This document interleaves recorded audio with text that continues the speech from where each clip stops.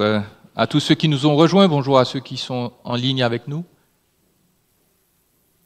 Je ne sais pas si je vous ai déjà parlé de Marit Hebi. Ça vous dit rien? C'est une dame qui a grandi en Norvège, dans une famille très ordinaire. Et après une enfance ordinaire, elle est entrée dans une phase de rébellion soutenue contre ses parents, contre la société. Elle a vécu une vie dissolue, alcool, party, drogue. Elle a pris 6 ans pour terminer le lycée, parce qu'elle étudiait à mi-temps. Et elle travaillait comme serveuse. Et puis, plus tard, elle a entretenu une relation sérieuse avec un homme qui, je crois, était de 10 ans son aîné, accusé de trafic de drogue.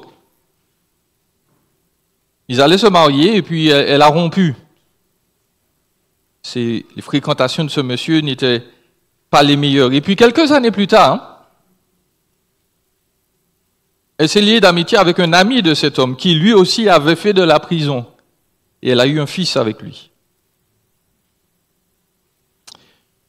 Et Marit Hebi a plus tard, pendant qu'elle était serveuse dans un festival norvégien, rencontré un homme. Ils ont discuté un court instant, l'homme l'a abordée, il l'avait trouvée charmante. Ils ont parlé, ils se sont séparés. Les années passent. Dans un festival, à la même période, elle revoit cet homme-là, il l'accoste encore, il se rappelle d'elle, ils prennent leur numéro, ils tombent en amour. Cet homme-là, c'est le prince de la Norvège. Il s'appelle Håkon Magnus. Et il est tombé amoureux de cette femme-là. Et il a dit à son père, le roi de Norvège, je veux l'épouser.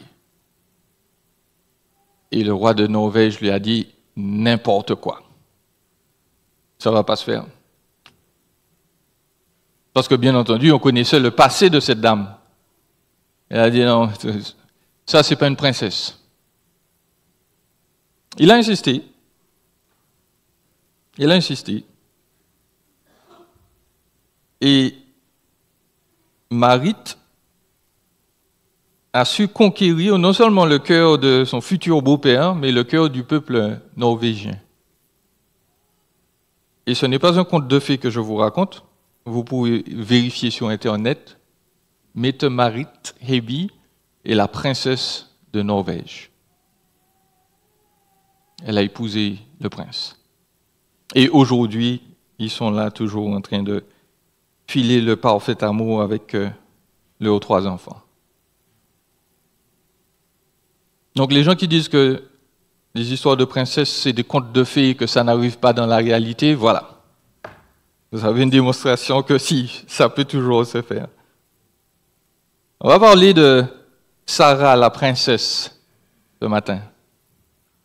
Sarah, la princesse. Comme Mette Marit, on va voir qu'elle a effectivement son titre et son rôle, sa fonction de princesse, mais qu'elle a aussi des tares qui vont faire que son rôle de princesse va être un peu entaché. On va voir 2 choses. Donc, Sarah, c'est la princesse du peuple élu, et puis Sarah, c'est la princesse sous pression. Sarah, c'est la princesse du peuple élu. Dans Genèse 12, verset 4, on nous a dit qu'Abraham est parti comme Yahweh le lui avait dit, et Lot partit avec lui. Abraham était âgé de 75 ans lorsqu'il sortit de Haran. Il prit sa femme Sarai et son neveu Lot pour se rendre à Canaan.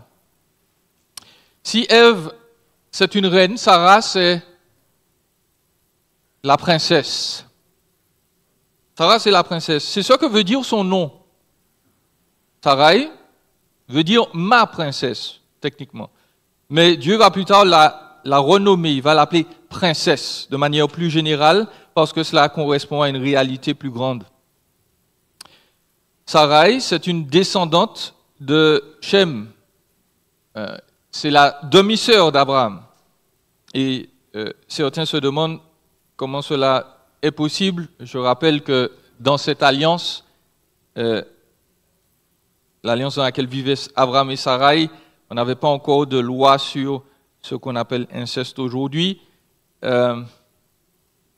Je fais très rapidement remarquer qu'après le déluge, que nous estimons mondial, il n'y avait que 8 êtres humains sur terre.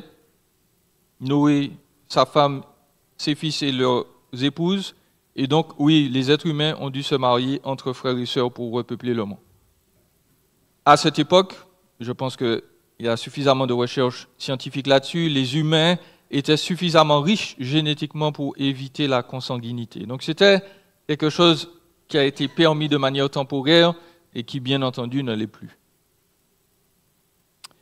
Autre point à noter, Sarah, elle est belle. Elle est très belle en fait. Elle est belle même à plus de 60 ans parce qu'il y a 10 ans de différence entre Abraham et Sarai. Et donc, elle a probablement plus de 65 ans quand ils partent. Lorsque on va le revoir, ils sont coincés encore à mentir. Eh bien, Sarai a déjà 90 ans. Et forcément, certains se moquent des chrétiens à cause de ces propos parce qu'ils se disent, bon, à 60 ans, à 90 ans, excuse-moi, Jean-Élie, on n'est plus très beau. Hein? Mais j'ai envie de dire que ceux qui se moquent des chrétiens à cause de cela, ils ne sont pas allés en Martinique.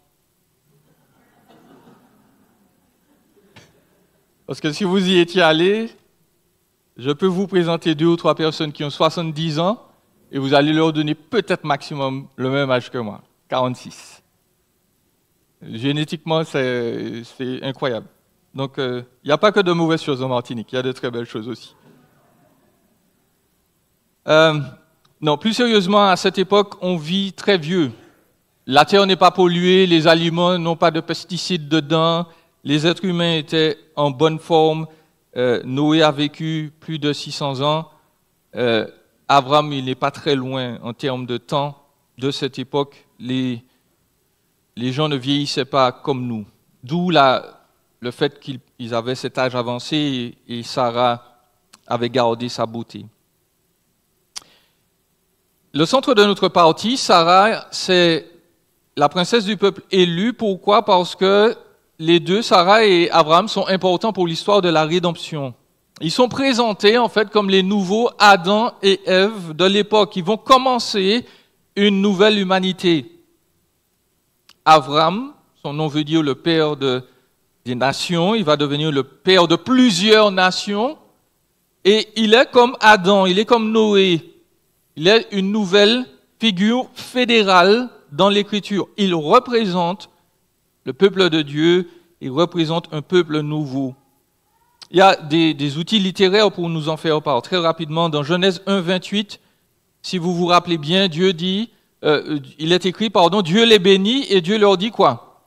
Soyez féconds, multipliez-vous, remplissez la terre et soumettez-la. Dans Genèse 12, verset 2, écoutez bien, Jésus, oui, c'est bien lui, Jésus parle à Abraham et lui dit, je ferai de toi une grande nation et je te bénirai. Vous notez, dans Genèse 1, 28, ça commence en disant, Dieu les bénit, je rendrai ton nom grand, d'accord, donc multipliez-vous, et puis devient donc une source de bénédiction, dans Genèse 12, verset 2. Et puis dans Genèse 22, on a la même comparaison.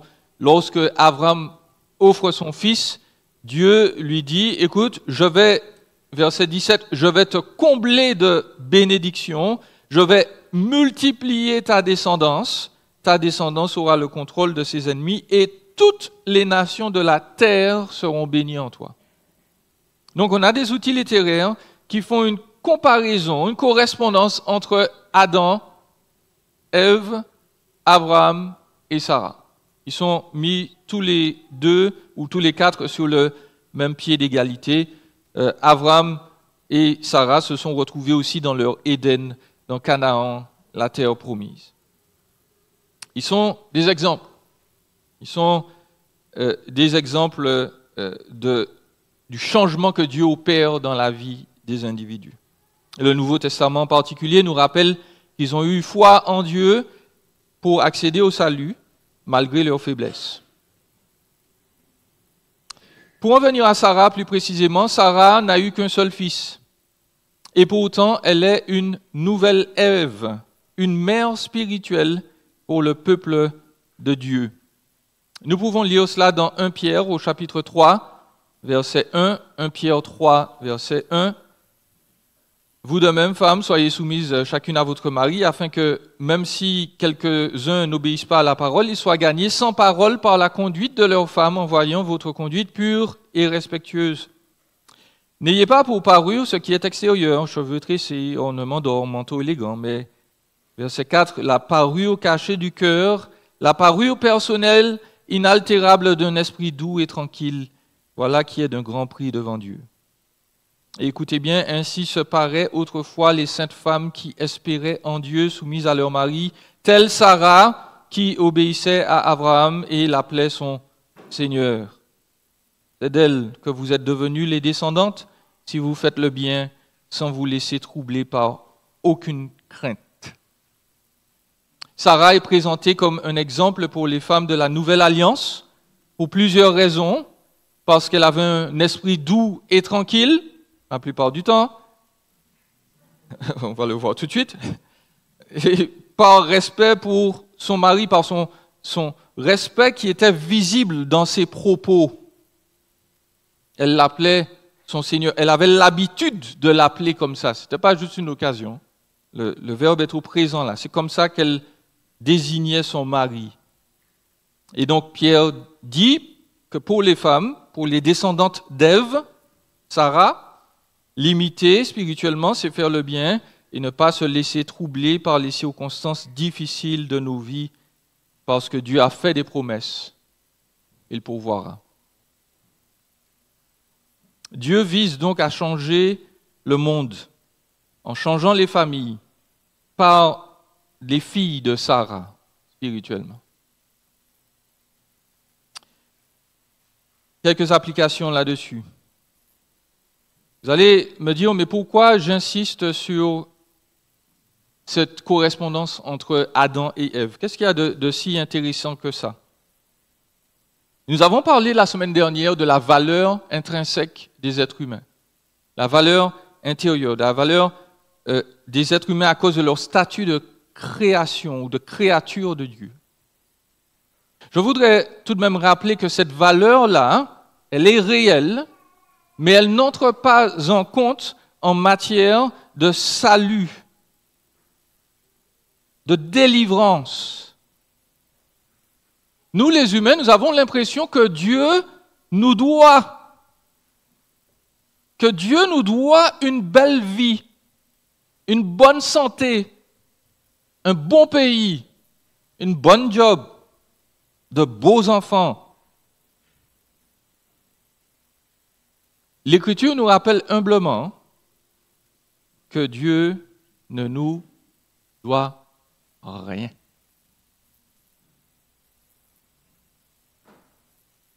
Absolument rien. Nous sommes des rebelles, nous sommes des traîtres. Nous étions faits pour lui, nous étions faits par lui. Nous nous sommes retournés, nous avons craché à son visage depuis la création, depuis que nous sommes nés. Et si je dois corriger quelque chose, si Dieu nous doit quelque chose, Dieu nous doit sa parfaite justice et sa parfaite vengeance. Parce que chacun des êtres humains qui est né depuis Adam dit à Dieu, c'est moi qui suis Dieu, pas toi. C'est moi qui gère ma vie, pas toi.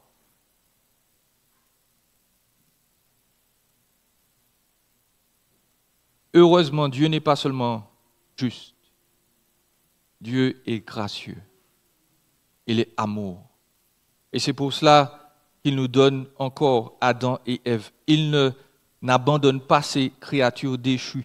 Abraham et Sarah sont là pour nous dire que Dieu, c'est le Dieu de la millième, de la millionième, de la milliardième chance. Il y a toujours une opportunité avec Dieu de revenir, de changer. Si nous ne sommes pas morts, c'est l'opportunité de se retourner, de dire « ma vie doit être différente ». Sarah est avec Abraham, l'ancêtre de Jésus, le dernier Adam. Jésus est le seul capable de délivrer de nos rébellions. Si vous croyez en lui, vous avez une nouvelle relation avec Dieu. Si vous croyez qu'il est mort et ressuscité pour vous, Dieu efface vos erreurs. Puisque, mesdames, vous êtes des filles de Sarah spirituelle, l'Écriture donc nous rappelle que Dieu vise à transformer le monde par les familles et il utilise les femmes pour cela. Et je tiens à le faire remarquer, je le redis, vivre sous la coupe d'un homme dominateur qui nous écrase, qui est violent physiquement, qui contrôle nos finances, ça c'est une violence. Ce n'est pas une bonne chose, ce n'est pas une belle chose. Et beaucoup de femmes sont obligées de fuir ces mariages-là. Et Dieu n'approuve pas ces situations. Et la solution qu'a trouvée la civilisation occidentale, c'est simplement de dire aux femmes, écoutez, mesdames, vous êtes indépendantes, vous n'avez pas besoin des hommes. La société occidentale dit que puisque certains hommes sont indignes de confiance, eh bien, mesdames, vous devez devenir les patronnes, the boss women. Vous avez votre salaire, vous dirigez votre vie comme il l'entend, et vous allez faire ce que vous voulez, quand vous voudrez. Et laissez-moi vous suggérer que ce n'est pas forcément le modèle que recommande l'Écriture. Quand Pierre nous dit dans 1 Pierre 3 que Dieu attend des femmes qu'elles aient un esprit doux et paisible, il n'est pas en train de dire que toutes les femmes doivent devenir des espèces de serpillères ramollies sans caractère. Ce n'est pas ce que Dieu est en train de dire. Un esprit doux, le mot doux, parle de force sous contrôle. Quand on est doux, ce n'est pas qu'on n'a pas de caractère, hein, qu'on est un ou une imbécile. Ce n'est pas ça la douceur. La douceur, c'est qu'on a du caractère, mais on maîtrise son caractère, on maîtrise la manière dont on parle, dont on dit les choses. C'est ça quelqu'un de doux. Et donc, Dieu récompense ces femmes-là qui sont capables de dire la vérité avec douceur, qui sont capables de se maîtriser. Et l'injonction qu'il donne, Pierre, à cette époque n'était pas plus facile qu'à notre époque. À cette époque, les hommes avaient tous les droits. Ils avaient le droit de prendre les enfants, de les abandonner dans une décharge publique ou de les tuer, si vous voulez. C'était possible. Les hommes avaient le droit de maltraiter leurs femmes, de les battre sans que la police n'intervienne. Ils avaient le droit lorsque la femme était indisposée, indisponible, d'aller coucher avec la servante ou d'aller voir des prostituées. Les seules limites des sociétés, c'était ne couche pas avec une femme mariée, ne couche pas avec une femme aristocrate. C'était la seule limite. Et vous vous rendez compte, Pierre dit aux femmes, quand vous avez un mari incroyant, respectez-le. Ça, c'est pas facile. Mais une nouvelle fois, Dieu vise à bâtir les familles. Et le but, c'est quoi? C'est que Christ soit glorifié. Que ces personnes qui sont brutales, insensibles, voient Jésus en nous. Pas parce qu'on va simplement se soumettre et prendre des coups sans rien dire. Hein. Ce n'est pas ce que j'ai dit. Parce que, en tant que femme, on va manifester avec douceur la tempérance de Christ, on va dire la vérité et on va inciter les hommes à se repentir quand on est dans cette situation difficile. Il nous faut avancer. Sarah, c'est la princesse sous pression. Dans la deuxième partie de notre texte, nous avons lu qu'il y avait une famine dans le pays Et Avram est descendu en Égypte pour y séjourner, parce que la famine s'appesantissait sur le pays. Et lorsqu'il est arrivé en Égypte, il a dit à sa femme, « Voyons donc, je sais que tu es une belle femme. Aussi, quand les Égyptiens te verront, ils diront, c'est sa femme. Alors ils me tueront et te laisseront en vie. Tu vas dire que tu es ma sœur, afin que je sois bien traité à cause de toi. Et grâce à toi, j'aurai la vie sauve. » Sarah est sous pression. Il y a deux pressions qui interviennent dans sa vie. Il y a la pression, premièrement, d'Abraham.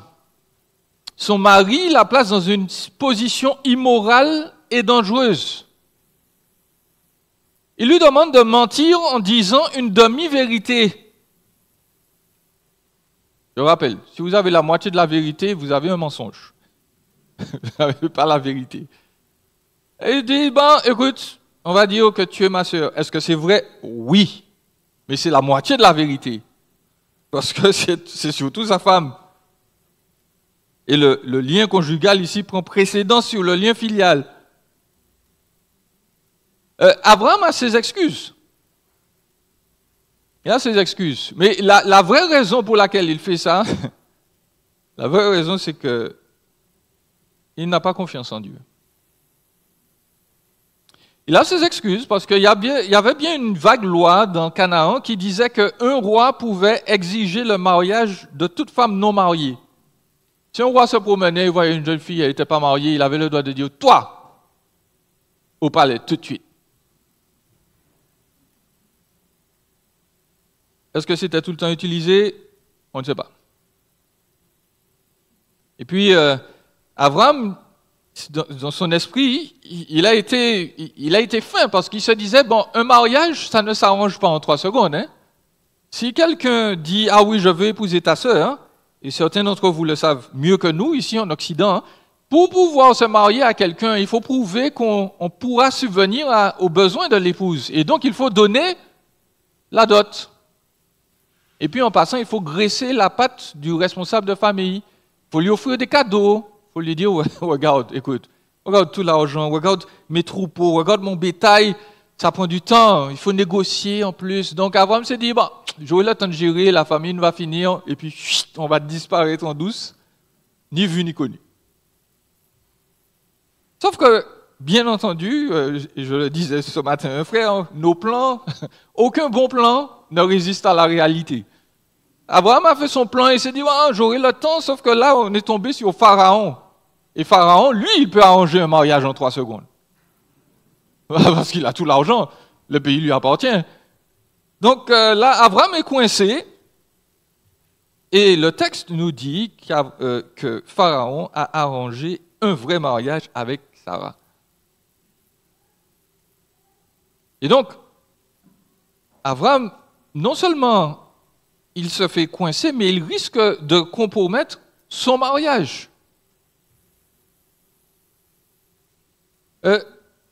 Puisque Sarai est devenue sa femme, il faut comprendre une épouse de second rang, je doute que Sarah ait couché avec le bonhomme. Quand même, je pense que là, elle a dû dire non, j'imagine. Le texte ne nous le précise pas. Mais il n'empêche, Abraham place sa femme dans cette situation. Messieurs, vous vous rendez compte? Votre femme est là et puis vous allez lui dire, sous prétexte qu'elle est très jolie, écoute, tu vas dire que tu es ma sœur. Et puis, Abraham risque de compromettre son mariage, il risque de compromettre la promesse que Dieu lui a faite. Tu auras un fils par cette femme-là. Et il l'offre à n'importe qui. Le pire dans tout ça, c'est que Sarah est sous pression parce que ça se produit une fois, et puis des dizaines d'années plus tard, ça se reproduit encore. C'est pas comme si Abraham a appris sa leçon, il a recommencé.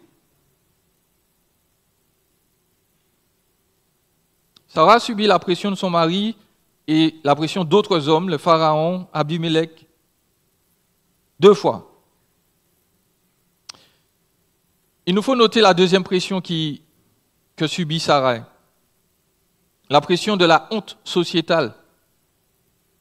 Dans Genèse au chapitre 16, versets 1 à 6. On ne va pas tout lire par économie de temps. Mais notons que Sarai, femme d'Abraham, ne lui avait pas donné d'enfant. Elle avait une servante égyptienne dont le nom était Agar. Sarai dit à Abraham, « Puisque Yahweh m'a empêché d'enfanter, va donc vers ma servante, peut-être aurai-je un fils par elle. » Abraham écouta la voix de Sarai. Alors Sarai, femme d'Abraham, prit sa servante égyptienne Agar et la donna comme femme à Abraham, son mari, après qu'il eut habité 10 ans dans le pays de Canaan. Il alla vers Agar, elle devint enceinte, puis quand elle se vit enceinte, elle regarda sa maîtresse avec mépris. Alors Sarai dit à Abraham, « L'outrage qui m'est fait retombe sur toi. C'est moi-même qui ai mis ma servante dans ton sein, et maintenant qu'elle se voit enceinte, elle me regarde avec mépris. Que Yahweh soit juge entre toi et moi. » Et puis nous reste un verset, il est important. Abraham répondit à Sarai, « Ta servante est entre tes mains, agis à ton égard comme tu le trouveras bon. » Alors Sarai la maltraita, et Agar prit la fuite. Sarai est désespérée de son infertilité. Rappelons que ne pas avoir d'enfant était considéré et est encore considéré comme une tare sociale immense. Un pasteur explique, à cette époque, avoir des enfants, c'était l'œuvre la plus significative d'une femme.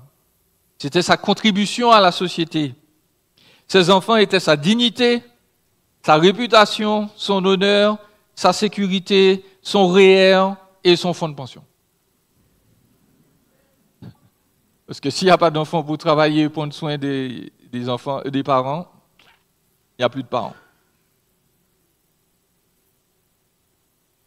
La chose est d'autant plus pressurisante pour Sarai qu'à cette époque, où avec cet épisode, on est sûr que ce n'est pas Abraham qui a le problème, qui est infertile. Mais c'est vraiment elle qui a un problème, qui n'arrive pas à avoir des enfants. Parce que Abraham, il a un fils avec Agar. Donc on sait que c'est Sarai le problème. Et donc cette dernière, elle est trop triste, elle a trop honte, elle a trop attendu. Et dans ces moments-là, comme pour nous, elle décide de s'en sortir, elle prend les choses en main. Elle aura son enfant, elle aura son fils, coûte que coûte. Et elle va recourir à des moyens immoraux pour l'avoir. Notons que ces moyens immoraux étaient légaux. À cette époque, il y avait une coutume, une loi, qui disait qu'on pouvait prendre l'une de ses servantes, elle allait accoucher, et l'enfant serait une extension, entre guillemets, de la maîtresse. L'enfant appartiendrait à Sarai. Sauf que Yahweh a fait une promesse très claire. Il a dit non, non, tu auras, toi, Sarai, des enfants avec Abraham, pas à travers une mère porteuse. Et donc Agar, celle qui fuit, ou l'immigrée, elle est esclave. Le mot désigne une servante de bas statut social qui était souvent donnée à une femme riche lors de son mariage pour s'occuper d'elle.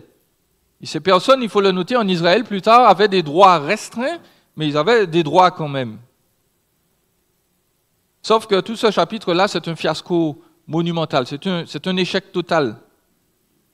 Genèse 16 est écrit comme un écho de Genèse au chapitre 3. C'est la chute d'Adam et Ève. Même au niveau du langage, cela est clair, je le faisais remarquer la semaine dernière. Sarah/Ève prend les initiatives. Elle donne des ordres à son mari. Le texte nous a dit qu'elle a pris Agar, elle a donné à Abraham. Ça vous fait penser à rien? Ève a pris le fruit, elle en a mangé, elle a donné à son mari. Abraham, bas oblique Adam, il dit rien. Dans tout cet épisode-là, on ne l'entend pas parler. Hein? Vous avez remarqué, il dit, oh, tu veux que je couche avec une autre femme? Très bien, ma chérie. Il se soumet, il n'a dit rien. Tout comme Adam, il a pris le fruit, il a dit, oh, merci chérie, et puis il a mangé. Sarah, bas oblique Ève, donc, elle fait tout cela, elle prend les initiatives et puis forcément, les problèmes commencent. Parce que Agar, elle tombe enceinte et Agar se met à se moquer de Sarah, la stérile. Elle la traite de manière cavalière. Elle inverse les rôles. Sarah était de haut rang économique et social, mais en termes de vue de la société, elle est rabaissée, elle est humiliée. Agar la regarde de haut. Sarah n'est même pas capable de tomber enceinte. Tu te rends compte? Quel genre de femme es-tu? Sarah, quand elle voit qu'elle est méprisée, elle va voir son mari et elle lui dit « Hey, dude, c'est toi le responsable. » Elle est très biblique dans ce sens. Elle dit « Ouais, tu es responsable de ma bêtise. » Elle le blâme plus ou moins. Elle dit, notons qu'elle reconnaît que c'est une faute. Hein. Ce qu'elle a fait, c'est une faute. Elle a dit, ma faute, l'injure qui m'est faite retombe sur toi. Et elle dit à son mari, écoute, il faut que tu défendes mon honneur. Qu'est-ce que Abraham fait? Il se moque complètement des deux. Il se moque d'Agar parce que il ne pense pas visiblement que Sarah est capable de maltraiter la jeune fille. Et il se moque de sa femme aussi parce qu'il dit, écoute, c'est tes affaires. C'est ta servante, tu fais comme tu veux. Sarah, ça continue, hein, ça se dégrade au fur et à mesure. Sarah dit, ok, je peux faire ce que je veux. Donc elle abuse d'Agar. Et je vous prie de croire que ce ne sont pas simplement des abus psychologiques. Elle ne lui a pas dit des choses difficiles seulement. Le terme parle d'agression physique aussi. Donc Sarah, elle est aigrie suffisamment pour battre une femme enceinte. Et puis, la conclusion de toute cette histoire, c'est que Ismaël, c'est le fils qu'il voulait, que Sarah avait soi-disant rêvé, mais même lui, il ne sera pas ça, ce ne sera pas le fils rêvé. Comme Caïn, il ne va pas servir Yahweh. L'Écriture va le définir comme quelqu'un qui est opposé à tout le monde. Et dans Juges 8, 24, vous pourrez lire que les descendants d'Ishmaël ont persécuté les Israélites. Donc tout ça, c'est un fiasco monumental, c'est la chute. Quelques applications pour terminer.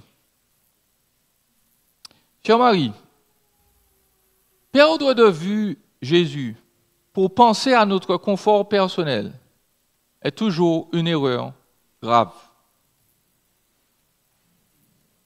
Abraham a failli compromettre sa lignée parce qu'il n'a pas compté sur Dieu. Et on peut même se demander, mais par rapport à tous les biens, quand il disait « Oui, mais Sarah, c'est ma sœur », on peut se demander est-ce qu'il n'avait pas sa petite calculatrice dans sa tête pour dire « Ah tiens, si on me donne ça. » Ouais, on va s'en sortir. Il avait de bonnes excuses au départ. Il y avait la famine, et puis il disait « Oh, j'ai peur pour ma vie. » Mais la deuxième fois, il n'y avait pas cette excuse-là. Son manque de confiance en Dieu a failli exposer sa femme à l'immoralité parce qu'il voulait être préservé, parce qu'il s'était fait des scénarios catastrophes dans sa tête. Il dit de manière très claire, c'est ce qui va se passer, on va me tuer, c'est garanti. Alors que Dieu lui a dit, non mais écoute, tu dois avoir un fils. Tu vas vivre, ta postérité va remplir ou va bénir la terre. Mais Abraham, il ne compte pas sur Dieu. Il pense à son bien-être personnel avant la sécurité de son épouse, avant le bien-être de son épouse. Et il en est de même pour nous, messieurs. Nous ne sommes pas sur terre pour penser à notre bien-être personnel. Et tous les jours, je dois me le répéter.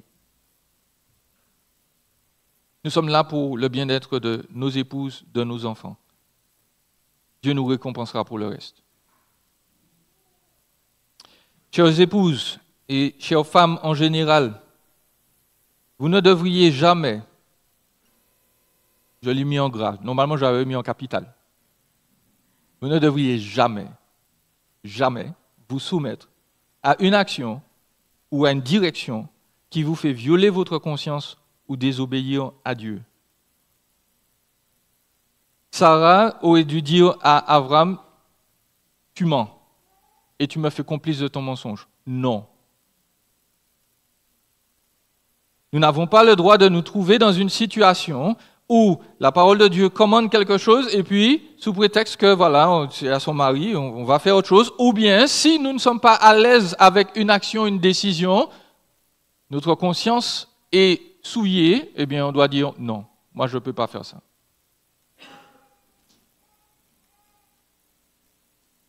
Ajoutons que certaines conceptions ou lois peuvent paraître normales aux humains, mais qu'elles sont profondément immorales pour les chrétiens. Lorsque le gouvernement va demander quelque chose qui est opposé à l'Écriture, de manière explicite, nous ne pouvons pas nous soumettre.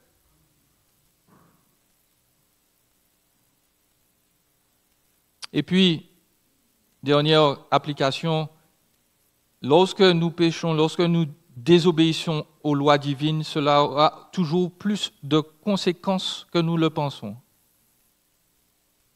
Ishmaël est né, il a vécu, ses descendants ont persécuté Israël. Aujourd'hui encore, les musulmans se réclament comme les descendants d'Israël, ou d'Ishmaël, pardon, à tort ou à raison. À tort ou à raison, c'est pas sûr d'ailleurs qu'ils le soient vraiment.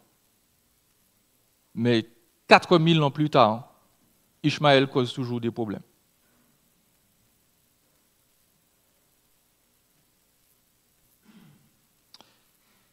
Je conclus. Je vous ai parlé de Marit Ebi. La famille du prince l'a rejetée au départ. Il a dit, tu n'es pas une vraie princesse. Tu ne corresponds pas au standard. Bon, ben, c'est la même chose pour nous. Nous ne sommes pas de vraies princesses non plus. L'Église en elle-même n'est pas constituée d'individus qui sont purs, qui sont parfaits, qui sont beaux. Nous sommes des créatures déchues et déformées par le péché. Et lorsque nous lisons nos Bibles, nous devons nous garder, on l'a répété ici, de faire une espèce d'exégèse bizarre où nos héros là, bibliques, ils sont parfaits, ils sont saints. Nous avons tous nos problèmes, nous avons tous nos torts, et souvent nous avons des difficultés ou des défauts que nous n'avons même pas encore remarqués et que Dieu, parfois, va nous souligner par l'intermédiaire des autres. Il va nous dire, tiens, tu sais que tu n'avais pas remarqué que tu étais comme ça? Et nous, on va se dire, non, moi je ne suis pas comme ça, mais les autres vont dire, si. La seule exception, c'est Jésus. Jésus est parfait, il est sans faille. C'est lui qui nous offre, Liv et Catherine nous l'ont dit, sa perfection pour que nous soyons acceptés par Dieu. De sorte que nous sommes humbles. Nous sommes différents à cause de Jésus, pas parce que nous sommes meilleurs en nous-mêmes. À l'envers de cela, je dois souligner que le Nouveau Testament nous décrit une Sarah qui est espérante. Dans tous les textes où on parle de Sarah dans le Nouveau Testament, on ne nous parle que des bonnes choses. Elle a la foi, elle est un modèle. Le Nouveau Testament ne se focalise pas sur les torts, les manquements, les défauts de Sarah. Et on peut se demander pourquoi. Simplement, premièrement, parce que l'Ancien Testament le fait déjà, et parce que, deuxièmement, Sarah a été pardonnée à l'avance en Jésus, parce qu'elle a placé son espérance en Christ. Et donc, nous avons cette vision saine-là, en tant que chrétiens. Nous savons qui nous sommes en Christ, en Jésus. Nous savons nos défauts, nos torts. Mais la manière dont nous regardons les autres n'est pas à travers ce filtre-là. Nous ne jetons pas le bébé avec l'eau du bain. Quand on regarde certains individus, des fois on a envie de regarder uniquement les défauts. Jésus dit, ne jette pas avec le bébé avec l'eau du bain. Surtout dans l'Église, parce que moi je ne te traite pas en fonction de tes erreurs. Je te traite en fonction du sacrifice de ton fils ou de mon fils. De sorte que Sarah, elle est une princesse pleine de défauts, mais elle est princesse. Nous sommes fils et filles du roi des rois. Dieu nous estime, Dieu nous aime. Il nous humilie parfois, mais il nous incite. Regarde l'autre, comme moi je te vois. Que le Seigneur nous encourage et nous fortifie.